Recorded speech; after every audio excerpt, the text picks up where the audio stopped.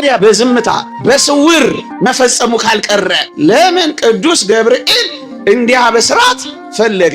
አይሁድ እንዳይደነግጡ የተጨነቀ እግዚአብሔር እናቱን ማስደንገጥ ነበረበት። እየታገለ እየተዋጋ አትነግርም እያለ ትግል ገጠማ ዲያብሎስ። በመጨረሻው ዘመን ስለ ሕዝብ ልጆች የሚቆመው ታላቁ አለቃ ሚካኤል ሲመጣ አታስፈልገኝም ትለዋለህን? እግዚአብሔር የትኛውንም ስራ ከሰራ እመኑኝ እንዲጠቅመን አድርጎ ነው የሚሰራው። የእግዚአብሔርን ቃል ማያውቅ ትውልድ፣ የረከሰ ትውልድ፣ ይቅርታ አድርጉልኝ፣ ጸጋ እግዚአብሔር የተለየው ከመንፈስ እግዚአብሔር የራቀ የእግዚአብሔር ቃል አጥንትንና ጅልማትን እስኪቆርጥ ድረስ ኃይል አለው፣ ያስተካክለናል። ወገኖች እግዚአብሔር ይሄን ስንከላከል እንድንኖር አላደረገን። ምንድነው? እናስተምር፣ እንማር፣ በሃይማኖት እንጽና፣ ንቅና። በቃ አለቀ።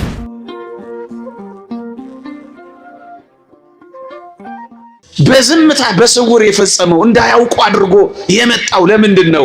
ድህነታችን እንዳይቀር ነው። ለምንድን ነው? ደግሞ መዳናችን እንዳይዘገይ ነው። ለምንድን ነው?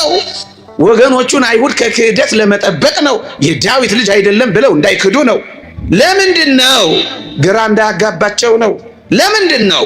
አጋንንት ከሱ ጋር ከመዋጋት እንዳይሸሽ ነው። ለምንድን ነው? እንዳያበሳጫቸው ነው። ወገኖቼ እግዚአብሔር የትኛውንም ስራ ከሰራ እመኑኝ እንዲጠቅመን አድርጎ ነው የሚሰራው። እየሰማችሁኝ ነው? በጣም ሩሩህ፣ በጣም አፍቃሪ፣ በጣም ወዳጅ ነው እግዚአብሔር። ምንም ነገር ከሰራ እመኑት፣ እግዚአብሔርን ተቀበሉት። እንዲጠቅመን ነው የሚሰራው። በሞቴ ሞትን እንኳን ለጥቅማችን እንዳደረገው አታውቁም? መፍረሳችን፣ መበስበሳችን፣ መሞታችን እንኳን ለጥቅማችን እኮ ነው ያደረገው። እንዴ ይሄንን ተውት። የአጋንንትን ትንኮሳ፣ የአጋንንትን እኔና እናንተንን ማታለል እንኳን ሳይቀር እንዴት አድርጎ ለበጎ እንደቀየረው አታውቁም? እንደውም አንድ አባት በፊት ሲያስተምረን ትዝ ይለኛል። ጋሽ ግርማ ይባላል። እንዴት ታላቅ የእግዚአብሔር ሰው ነበር መሰላችሁ። እንኳን እሰይ እንኳን አዳም በደለ ይልና አዳም ባይበድል ኖሮ እግዚአብሔር እንዴት እንደሚያፈቅረኝ አላውቅም ነበር ይላል። እንኳን በደለ እንዴት እንደሚወደኝ እግዚአብሔርን አወቅኩት፣ ተሰቀለልኝ። እንዴት እንደሚያፈቅረኝ አወቅኩት፣ ሞተልኝ። እንዴት እንደሚወደኝ አወቅኩት፣ ሰው ሆኖ ተገለጠልኝ ይላል። ለበጎ አድርጎ ይቀይረዋል። ክርስቲያኖች እግዚአብሔርን እናምነዋለን። ለዚህ ነው በስውር የፈጸመው። ጥቂት ነጥቦች ላንሳና ትምህርቴን ወደ መጠቅለል እሄዳለሁ። ወገኖቼ እንኳን ከአይሁድ እንኳን ከአጋንንት ከዚች ዓለም ገዦች የአባቶቻችን መጽሐፍ ምን ይላል? በአርያም ካሉ መላእክት እንኳን የቃልን ምስጢር ያወቀ የለ፣ የመምጣቱን ምስጢር ያወቀ የለም ይላል። ከመላእክት እንኳን ሰውሮታል። ወገኖቼ ከመላእክት እንኳን ሰውሮታል። እንዴት አድርጎ ሰወረው? በጣም የሚደንቅ ነገር ሊቃውንት ይናገራሉ። ምን ይላሉ? ቅዱስ ዮሴፍን አጠገቧ በማቆም ይሄን ምስጢር ሰወረው ይላሉ። ወንድ አጠገቧ አቆም። አያችሁ እግዚአብሔር። ደግሞ አለው ድንግል ማርያም ያለ ዘር ጸንሳ በድንግልና ወልዳ በዘላለማዊ ድንግልና ጸንሳ እንደኖረች አጋንንትም አይሁድም እንዳያውቁ እንደምን አድርጎ ሰወረው ካላችሁ ወይ ቅዱስ ዮሴፍ የሚባል አንድ ወንድ አጠገቧ አቆመ። ስለዚህ የሚመስላቸው ምንድን ነው? እንደመሰላቸው የዮሴፍ ልጅ መሰላቸው። የጸነሰችው ከሱ መሰላቸው። ወገኖቼ ዛሬም ድረስ አንዳንድ መናፍቃን እዚህ ሐሳብ ላይ ተቸክለዋል። እንዴት ያሳዝናል! ከዮሴፍ ልጆች ወልዳለች ብለው ጨክነው እስኪናገሩ ድረስ ሆነዋል። ምዕመናን በቅዱስ ዮሴፍ መታጨት ውስጥ ይህንን ምስጢር ሰወረው፣ ጠባቂ አድርጎ ሰወረው። ለዚህ እኮ ነው ታስታውሳላችሁ፣ ቅዱስ ገብርኤል ሲያበስራት በሞቴ ቅዱስ ዮሴፍ እኮ አጠገቡ አለ። መጣና ቅዱስ ገብርኤል አበስራት፣ ወንድ ልጅ ትወልጃለሽ አላት። ከዚያስ ወንድ ስለማላውቅ ይህ እንዴት ይሆናል አለቻ። በሞቴ ስሙኝ ትወልጃለሽ ሲላት እጮኛ አጠገባ አለ። እውነትም ለተባለው ግብር ከሆነ አንዳንዶች እንደሚሉት ከዮሴፍ ነው ብትል ወይም ወንድ ስላለ የታወቀ ነው። የታጨች ሴት ማግባት፣ ማይገባች ሴት መጽነስ፣ የጸነሰች ሴት መውለዷ ማይቀር ነው።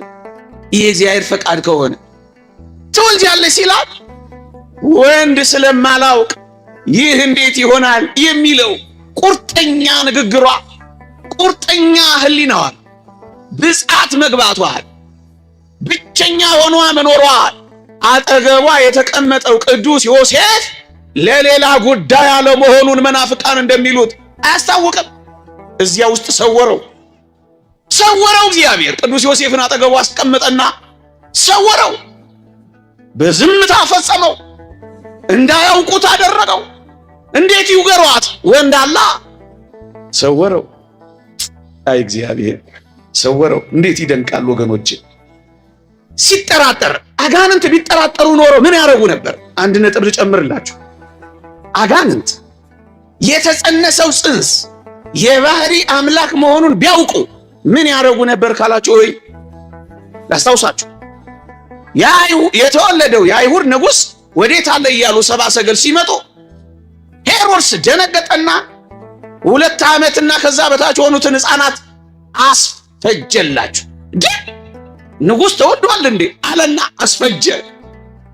እንግዲህ ተወልዷል የሚል ሲሰማ 144 እልፍ የቤተልሔም ሕፃናትን ካስፈጀ ተጸንሷል የሚለው ቢሰማና ቢጠራጠር ምን ያደርግ ነበር ካላችሁ ወይ የጸነሱ ሴቶችን በሙሉ ሰብስቦ ያስፈጅ ነበር። ለዚህ ነው የሰወረው። ያንተ የኔ የሁላችን ድህነት እንዳይቀር ነው እግዚአብሔር የሰወረው። ከዚህች ዓለም ገዢዎች አንዱ እንኳን ይህን ጥበብ አላወቀው። አውቀውትስ ቢሆን የክብርን ጌታ ባልሰቀሉትም ነበር። ሰወረው። ምዕመናን ሌላ ነጥብ ልስጣችሁ። ሌላ ነጥብ አሁንም ሌላ ነጥብ በሞቴ እንደው ትንሽ ተጠቅማችሁ ይሆናል አስቡ። አጋንንት አይሁድ በተለይ አጋንንት ቢያውቁ ኖሮ ምን ያደርጉ ነበር? ቢጠራጠሩ ኖሮ ምን ያደርጉ ነበር? ላስታውሳችሁ። በዚህ በትንቢተ ዳንኤል ምዕራፍ 10 ላይ ነቢዩ ዳንኤል ክርስቶስ ሰው ስለመሆኑ ራእዩን ሊገልጽለት ቅዱስ ገብርኤል ለነቢዩ ለዳንኤል ራእይ ሊገልጽለት ወደ ነቢዩ ዳንኤል ሄደ ይላል። የፋርስ አለቃ መንግስት ግን 21 ቀናት ተቋቋመኝ ይላል ቅዱስ ገብርኤል ትንቢተ ዳንኤል ምዕራፍ 10 ላይ ልድገመው። የፋርስ አለቃ መንግስት ግን 21 ቀናት ተቋቋመኝ ይላል።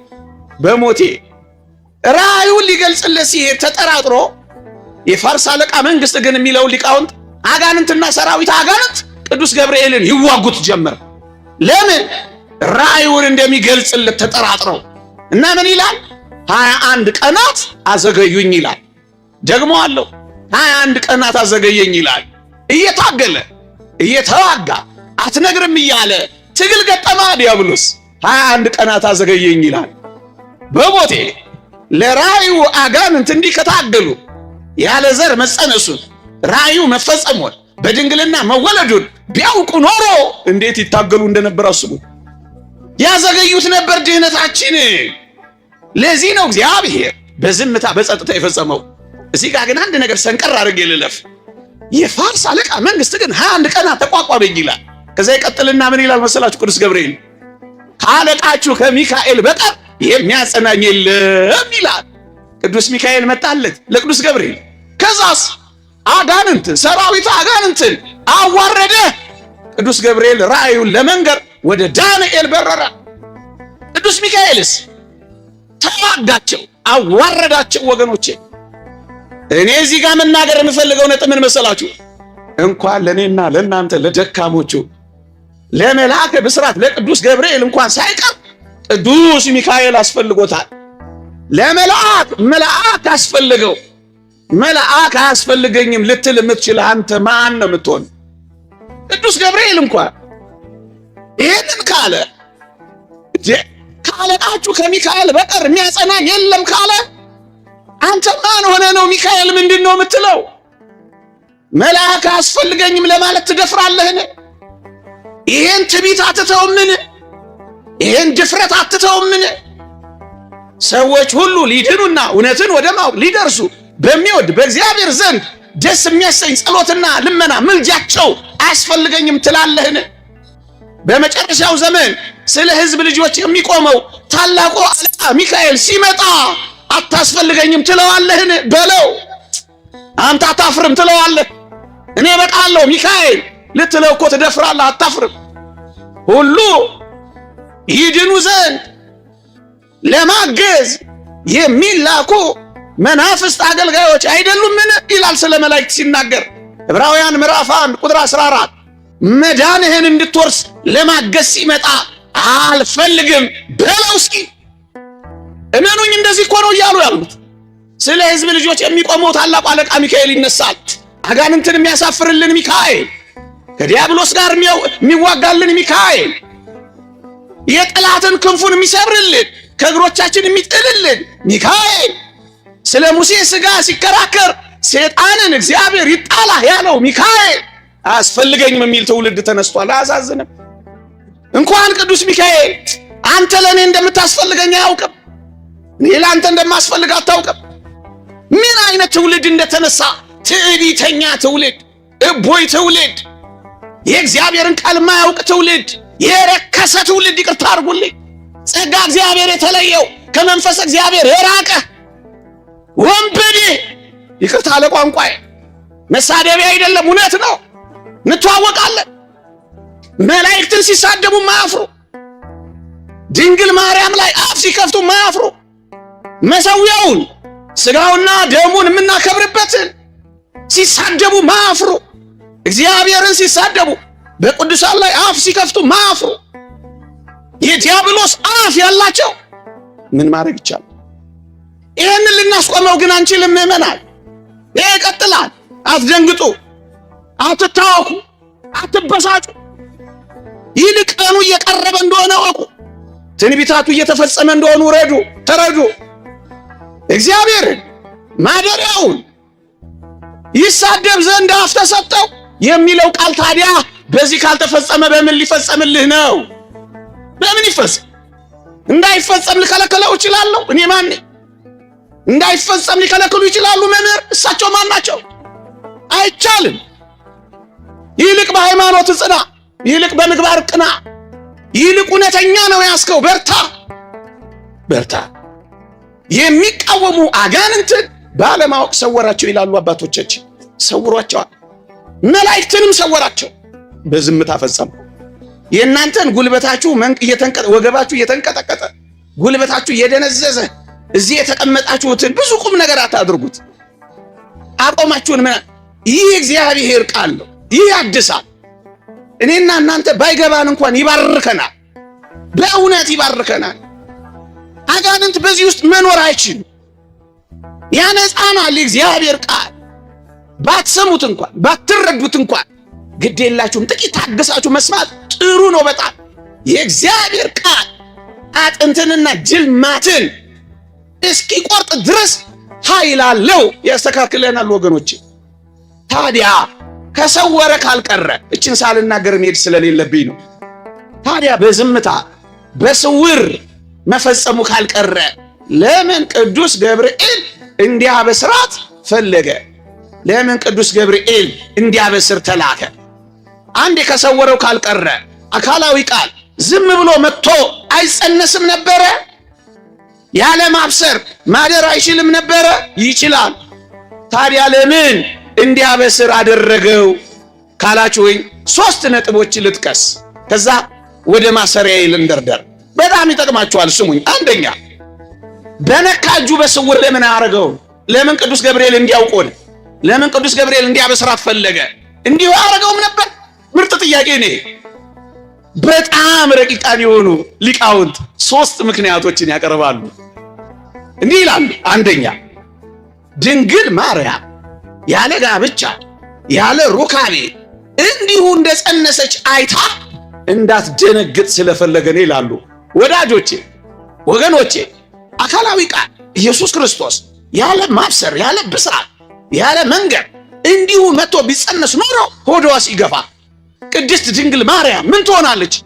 እንዴ ታምሜ ነው፣ ደዌ መቶብኝ ነው፣ አጋንንት ተተናፍሰውኝ ነው ብላ ትደነግጥ ነበር። አይሁድ እንዳይደነግጡ የተጨነቀ እግዚአብሔር እናቱን ማስደንገጥ ነበረበት? በፍጹም። ስለዚህ ማብሰር ነበረበት። አንደኛ። ሁለተኛ በድንግልና የምትጸንሰው ማን መሆኑን ማወቅ አለባት። ዋጋ ትከፍላለች። ለምን ዋጋ እንደምትከፍል ማወቅ አለባት። በረሃ ለበረሃ ትንከራተታለች። በነፍሷ ሰይፍ ያልፋል። ጽኑ እንባም ታፈሳለች። የአሸዋው ግለት ይበላታል፣ የአይሁድ ፊት ያቃጥላታል። እኔ የሚያሳዝነኝ የአይሁድ ፊት ብቻ አይደለም፣ የዚህ ዘመን የመናፍቃን አፍና ፊት እንዴት ይበላት የሆነችን ቅድስት ድንግል ማርያም። ምራቃቸው አይገርምም? እስኪ ያንተ እናት ፎቶ ላይ እስኪ ምራቅ ልትፋ ዝም ትለኛለህ? እረ ነው። ምናልባት አመው ሊሆን እንደሚችል ግን እጠረጥራለሁ። መቼም ጤነኛ እንደዚህ አደረገ። አሁን የኔን ፎቶ ትረግጠዋለህ? እዛ እኮ በጥንቱ ታሪክ እኮ ንጉሱ እንደዚህ ስዕል ሲያቃልል አንድ አባት አነሳና አሉ የንጉሱን ፎቶ ጣለና ረገጠው አሉ። ባለሟሎቹ እንዴት ነው የንጉሱን ፎቶ የምትረግጠው ብለው አነቁት። እንግዲያውስ የጌታዬ የኢየሱስ ክርስቶስንም ስዕል ለምን ረገጣችሁት አላቸዋል። የንጉስ እስኪ ርገጠው፣ እስኪ እዚህ የተሰቀለ የጠቅላይ ሚኒስትሩን ባነር እስኪ ቅደደው፣ ሂድ ፍሬው ቅደደው፣ እስኪ ተቀምሳታል። ነው አይደለም? ነው አይደለም? ነው አይደለም? እውነታው ነው። ምድር ላይ እንኳን ወንድ ነህ። ምናልባት ቅድም ያልኳችሁ ነገር ግን እንደሚኖር እርግጠኛ ነኝ። የትኛው የስድቡ አፍ የምራቁን የትኛው እንዳትደነቁ። ከዚህ የበለጠ ነው። በክፋት እየባሰ ይሄዳል። በክፋት እየባሱ ይሄዳሉ። በቃ አትደነቁ፣ አትደነቁ። እግዚአብሔር ይሄን ስንከላከል እንድንኖር አላደረገን። ምንድነው? እናስተምር፣ እንማር፣ በሃይማኖት እንጽና፣ ንቅና። በቃ አለቀ። ከዛ ራሱ ይጠፋል፣ እግዚአብሔር ያጠፋዋል። ሁለተኛ በድንግልና የምትጸንሰው ማን መሆኗን እንድታውቅ ነው። ዋጋ ትከፍላለች። ሶስተኛ ነፃ ፈቃዷን ለመጠየቅ ነው በሞት። ይሄ ደግሞ አስደናቂ ምክንያት ነው። እዩ ዝም ብሎ መጥቶ ትወልጅኛለሽ ማለት ይችላል አይችልም? ይችላል። እግዚአብሔር እኮ እንኳን እግዚአብሔር ይኸው ንጉሥ ችሎ የለ እንደ መከራ እያበሉ በዓለም ላይ በሙሉ እንደሱ አይደል? ከፍ ያለ ዝቅ ያለውን እንደሱ አይደል እንዴ? አለቃ ምንዝሩን እንደሱ አይደል እንዴ? እግዚአብሔር ግን እንዲህ አይነት ጉልበተኛ እንዲህም አይነት እብሪተኛ አይደለም። አስወድዶ አስፈቅዶ አስለምዶ እሺ አስብሎ እኮ ነው የሚጸነሰው። እንዴት የሚደንቅ ትሁት አምላክ ነው እናንተ። ነፃ ፈቃዷን እሺ ማለት አለባት። እሺ እሱ ስለመረጣት ብቻ ሳይሆን እሷ መምረጥ አለባት። እሺ ሌሎችን ድህነቶች እሺ ካስባለ ይሄንን በግብታዊነት እጅ ጠምዝዞ ያደርገዋል? አያደርገውም። እናስ እሺ ያስብላታል። ነፃ ፈቃዷን መስጠት አለባት። ይሁን ማለት አለባት። አሜን ማለት አለባት። እንደውም አንድ ሊቅ ምን ይላል? ሰማይን ምድርን ፍጥረታትን ሲፈጥር እግዚአብሔር ነበር ይሁን ያለው ይልና አሁን በአዲስ ኪዳን ሰውን ሲፈጥረው ግን ይሁን ያለችው እናቱ ናት። ምን ብላ? ይሁንልኝ። ለዚህ ሶስት ምክንያት ነው ቅዱስ ገብርኤል የተላከው። ልድገመው እንዳትረሱት፣ ልድገመው እንዳትዘነጉት። አንደኛ እንዳትደነግጥ። ጽንሱ የመጣው ከሰይጣን መተነኳኮስ ከበሽታ መስሏት እንዳትደነግጥ። ሁለተኛ ማን መሆኑን እንድታውቅ ዋጋ ትከፍላለችና። ሶስተኛ ነፃ ፈቃዷን በእሽታ በይሁንታ መስጠት አለባት። አሜን ማለት አለባት። ትምህርቴ ልጠቅልልበት 5 ደቂቃ ብቻ። ሌላ ብዙ ማብራሪያ በጣም ብዙ ነጥቦችን ማንሳት ይቻላል። እኔ ግን መጠቅለያ ይሄን ላድርገው። ከዚህች ዓለም ገዢዎች አንዱ እንኳ ይህን ጥበብ አላወቀውም። አውቀውትስ ቢሆን የክብርን ጌታ ባልሰቀሉትም ነበር። ወገኖቼ እኛ ኦርቶዶክሳውያን የምንረዳበትን አእምሮና ዕውቀት እንግዲህ ተረዱ። ምን ይላል አባቶቻችን? አይሁድም፣ አጋንንትም፣ መናፍቃንም፣ አሕዛብም ኢየሱስ ክርስቶስ ጎን በተለይ አይሁዳውያን ኢየሱስ ክርስቶስ ጎኑን ሲወጉት ሲያዩ እነሱ የሚያውቁት እንዳቆሰሉት፣ እንዳሳመሙት፣ ጎኑን እንደከፈቱት፣ እንደጎዱት ብቻ ነው የሚያውቁት።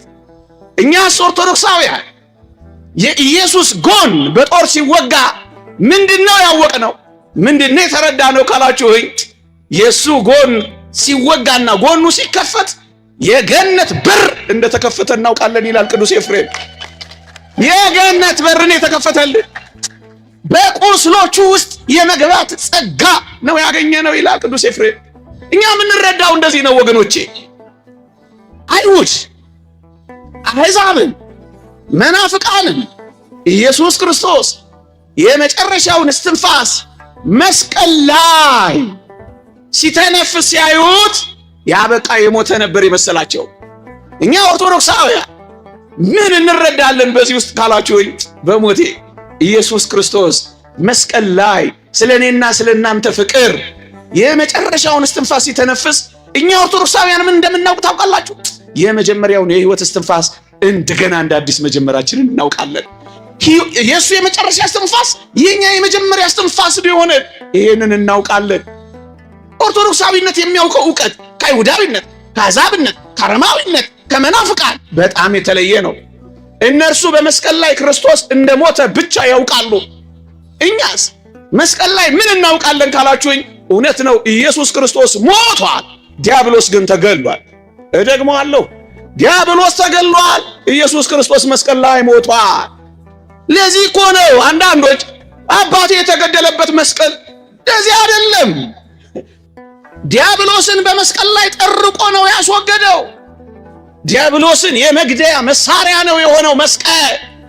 እግዚአብሔር እንዴት እንደቀየረው ተመልከቱ። መርገምን መሻሪያን ያደረገው ስለኛ እርግማን ሆኖ መርገምን ነው የሻረልን። የመርገሙን መሳሪያ የበረከት አደረገና ቀየረልን። ማፈሪያ ያሉትን መኩሪያ አደረግነውና ጉልላት ላይ አሰቀለን። በምን ቋንቋ እንግለጽ? ቃላት የለንም፣ ማብራሪያ የለንም። ቀየረው። ይሄንን ነው የምናውቀው። በጣም የሚገርም ነገር ልንገራችሁ። በተለይ መናፍቃ፣ በተለይ አሕዛብ አንድ የሚገርም ጥያቄ አላቸው። እናንተ እኮ የሞተ ነው የምታመልኩት ይላሉ። መነሳቱን ማወቅ አይፈልጉ። ለምን እንደሞተ አይገባቸውም። ቅድም እንዳልኳችሁ የተሰወረበት ሕዝብ ነው። አንተ ግን ይቅርታ ለቋንቋዬ ደፍሬ በመናገሬ ክብር ለአባቶች ይግባ እንጂ አንተ በርቶልህ ነው እዚህ የተሰበሰብከው። ያልበራላቸው ናቸው ይሏል። the enlightened one የበራላት ያቺ ሴት ትዝ አትላችሁ? ገብቶናል። ገብቶን ነው የምንጮኸው። ገብቶን ነው የምንናገረው። አምነን ነው የምንጮኸው። ሳይገባን አይደለም።